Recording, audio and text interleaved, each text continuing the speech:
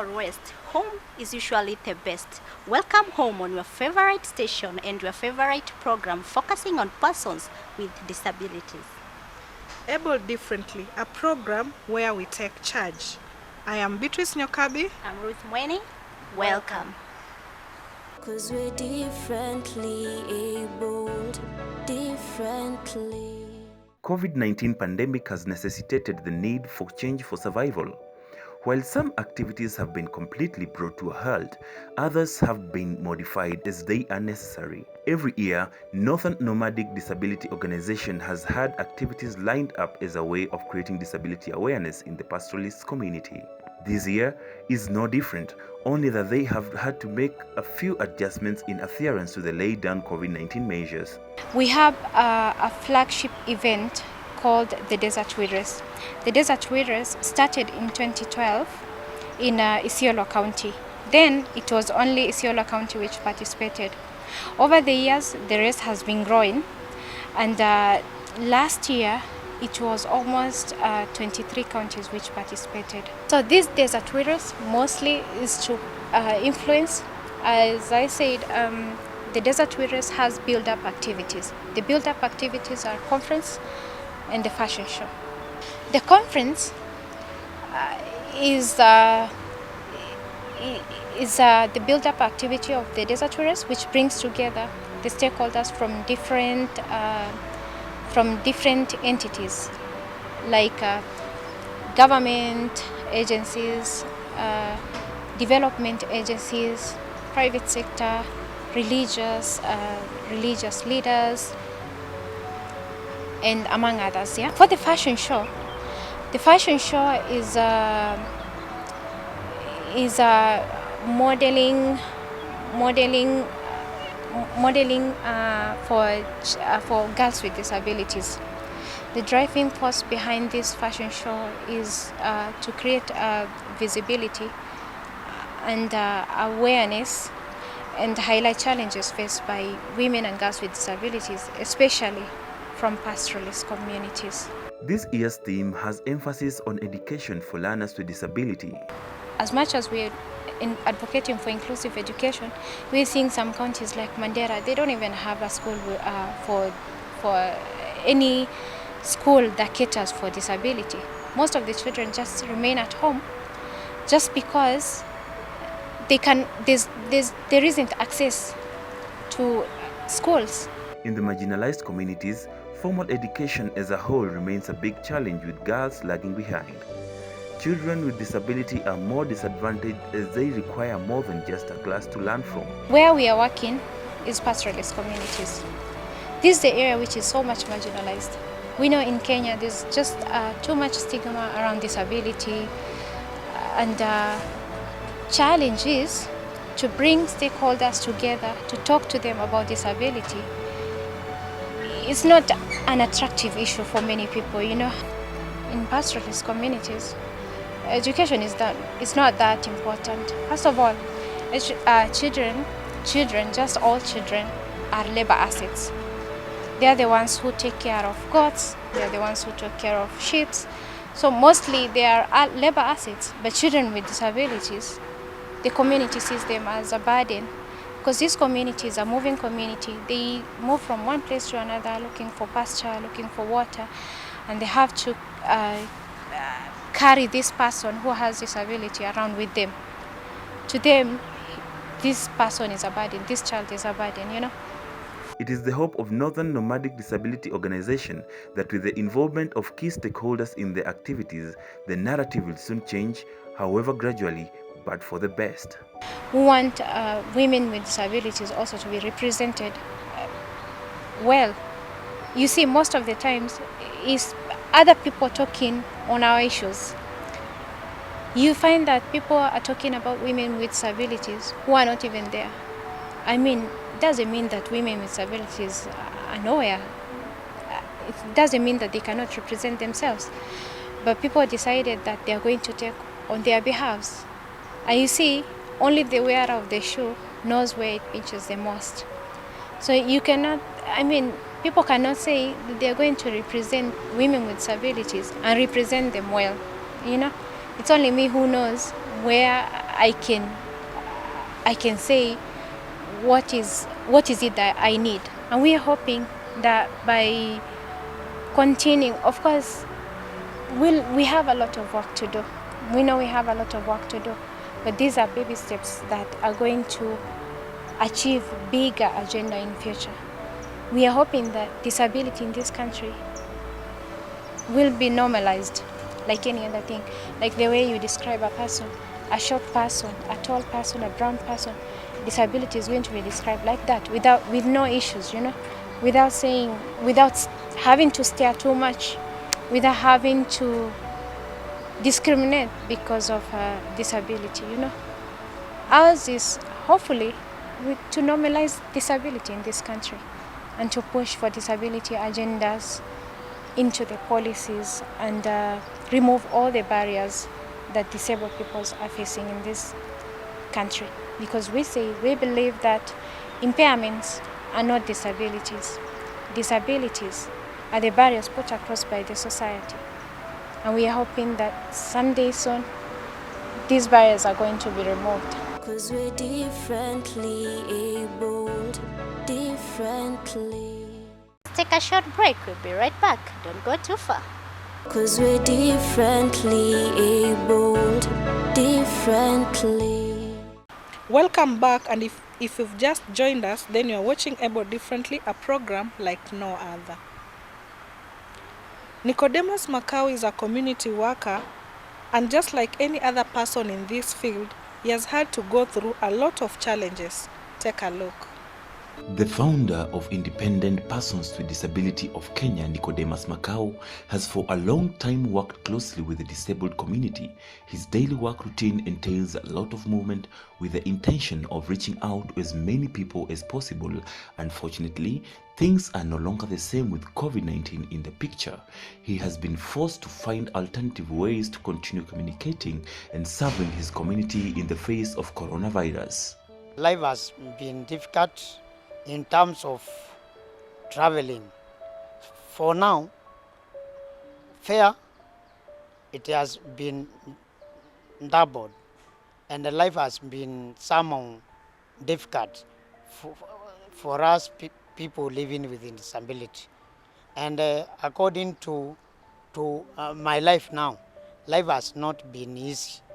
Things have become hard for me, and I've been making movement within Stare, visiting the groups for the people living with disability. Consolata Wanjiko, for example, is a business lady who has had her own share of challenges posed by the COVID-19. However, Wanjiko feels an immense appreciation towards the government for giving them monetary support to cushion the disabled during this corona pandemic. Ninafanya kazi ya kuuza mayai, na ukweli saa hii hata biashara iko chini, kwa sababu ile nilikuwa nauza hata kireti moja, lakini hata 10 saa hizi iishi. Kwa hivyo hiyo biashara iko na shida. Walemavu wengi wawezi kutoka kwa nyumba, hata wakiambiwa walete chakula simekuja wawezi wakatoka, mpaka watume mtu. Na wewe huwezi kuchukua chakula pale mara mbili, utachukua tu moja, na huwezi kuchukua upelekee mtu, utapeleka kwako. Sasa ndio ninaona serikali ilifanya vizuri yenyewe, ni vile ilisema itapatia kila mtu hiyo pesa kila wiki, lakini wengi wajapata. Consolata, who has inconsistently received cash from the government since the inception of the program to assist the disabled, is however quick to point out the suspicious ways in which payments are done. Mimi sijawahi kukula pesa ya serikali. Naona sasa nimekumbukwa na ninaendelea. Ile kitu mimi nasema, serikali kama inaweza kusaidia, wowote anaweza kutoka kwa nyumba, apate hata kama ni pesa kidogo aweke biashara, naona ni vizuri. Kwa sababu hiyo pesa ukipewa hata iweze kukulipia nyumba. Wewe unapewa inakuja inakuta shida. Kama ni hiyo unanunua chakula. Sasa mwenye nyumba na yeye anakudai. Sasa tutafanya nini? Makau explained to the best of his knowledge matters surrounding the inconsistent cash payouts that seemed questionable, as he also seemed to seek answers. Area yangu walemavu na kuna wale wazee ambao pia miaka yao hawezi fanya kazi. Mimi wakati tuliwaandika niliwauliza vile imekuwa. Kaniambia mara ya kwanza ambapo ni mwezi wa 5 tarehe 22 walipata 2,000. Baada hiyo the following week hawakutumiwa pesa. It's all about clarity. Information wakati the time it will start the government giving back to the people who asked challenges. They said they will be giving them 2,000 per week. Then from there, ikaanza ku reduce from 2,000, 1,000, 1,000. So we need to hear from the office which is involved about this disbursement of the money. Tujue ni 2,000 ama ni 1,000 kila wiki. Eliud Murunga is a businessman. Just like Consolata, he has also experienced inconsistent payments. He talks of the challenges brought about by the pandemic. He had a lot to thank the government for as well. I can start by saying maybe the transport challenges. You are no longer freely to move here in Kenya. And if you move in Kenya, you move under the laws of this country. So whereby we used to go to Western most of the time, you no longer go to Western, it's just a story. And it can be also be like a history. I want first foremost to thank the government for giving us that opportunity that people living with disabilities and other vulnerable persons in Kenya to get some money. Macau appealed to the disabled community to register with the National Council, citing advantages that come with it. He also addressed the matter with the government to waive the registration fee in order to have more people register. To our government,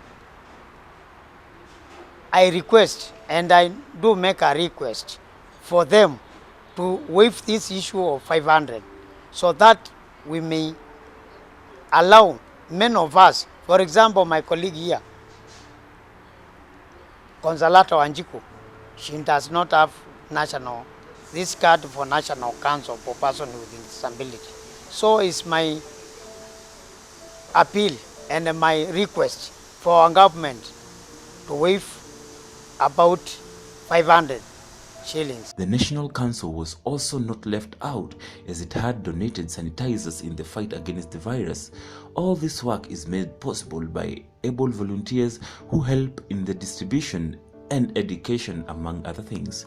One such volunteer is Gabriel Waswa, a lawyer who has committed himself to partially volunteering as well as working professionally for IPDK.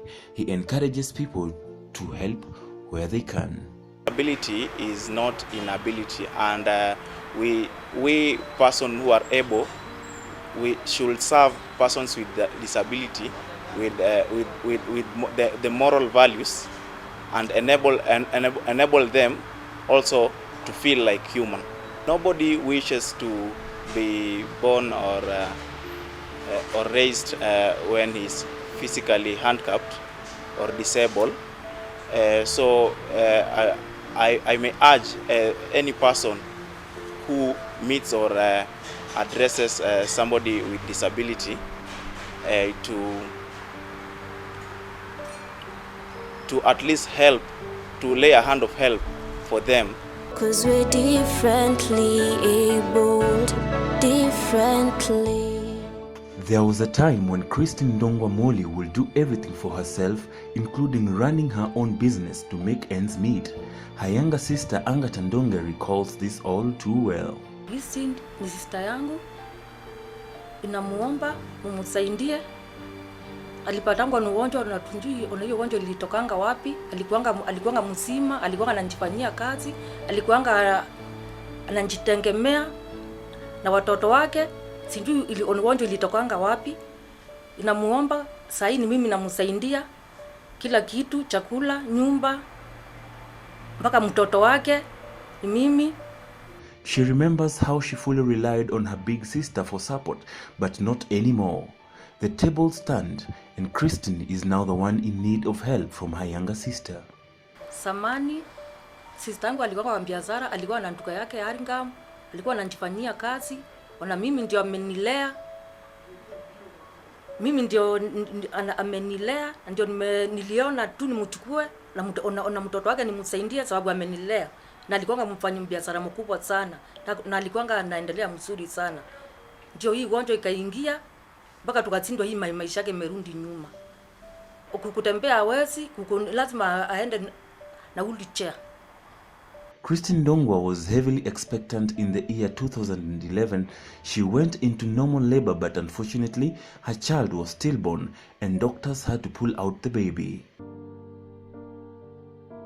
Hii shida ya mgongo ilianza 2011. Nilikuwa na mimba, lakini nikiwa na mimba sikuwa na shida yoyote. Wakati nilienda kujifungua mtoto Pumwani, wakaenda wakapima, wakasema mtoto ako sawa, wakanituma huko Riba kwa kujifungulia mtoto. The disc degeneration can be accelerated. 7 years later, her health started deteriorating and her mobility was highly affected soon after, and that was the beginning of a journey to restore her health.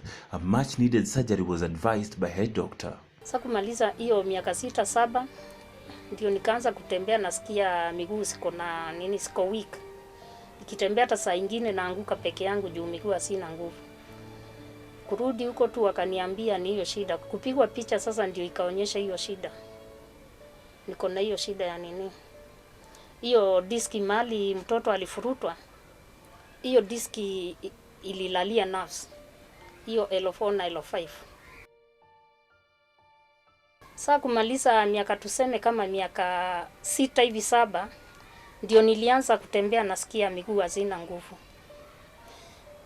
Nikienda kidogo nikigongwa na kitu kidogo naanguka. Sasa shida ilianza hivyo. Mpaka sasa nimefika hapa, sasa nimelemewa kabisa. Christine encounters multiple challenges on a day-to-day basis. It has become extremely difficult for her to do anything for herself. Siwezi kujipeleka choo, naendea choo kwa ndoo. Juu siwezi kufika kwa choo. Kuoga najipangusia hapa kwa nyumba juu siwezi kuenda kwa bafu. Chakula tuseme kama saa hiyo sistangu hayuko, ni lazima niite mama kama huyu ama mtoto nimtume juu siwezi kufika chini. Mashida kama hiyo ndio napitia. Hata saa nyingine kupata pesa ya kwenda mazoezi kama hiyo ni shida. Saa nyingine pesa ya dawa ni shida. Juu sistangu nikikaa naye yeye ndio ananunua chakula, ndio analipa nyumba. Mimi siwezi kufanya kitu yoyote juu kutembea kwangu ni shida. Has made friendship with her neighbors who assist her whenever the younger sister is out. Ann Nyambura has been more than just a neighbor. She is a friend who is always steadfast to help whenever. Ndio nifanywa operation na niweze kurudi hali yangu ya kawaida. 'Cause we're differently abled, differently. Let's take a look at the UN Convention on the Rights of Persons with Disability. Article 6 of the UN Convention states that state parties recognize that women and girls with disabilities are subject to multiple discrimination, and in this regard shall take measures to ensure the full and equal enjoyment by them of all human rights and fundamental freedoms. In our etiquette of the day, we focus on when giving wheelchair users directions, kindly be aware of architectural barriers such as narrow doorways, curbs, and also stairs. It is very important because some of our buildings are not accessible for persons with disabilities or persons on wheelchairs, and it is very important to know that the person cannot access that building if it doesn't have lifts because it has stairs, and the wheelchair cannot pass through a staircase. Also, when giving direction to that person when he or she is accessing a shopping center or a shopping mall or a supermarket, it's very important to bear in mind that that building or the mall should have also the lifts or the ramps. Very important. That's all for today. Enjoy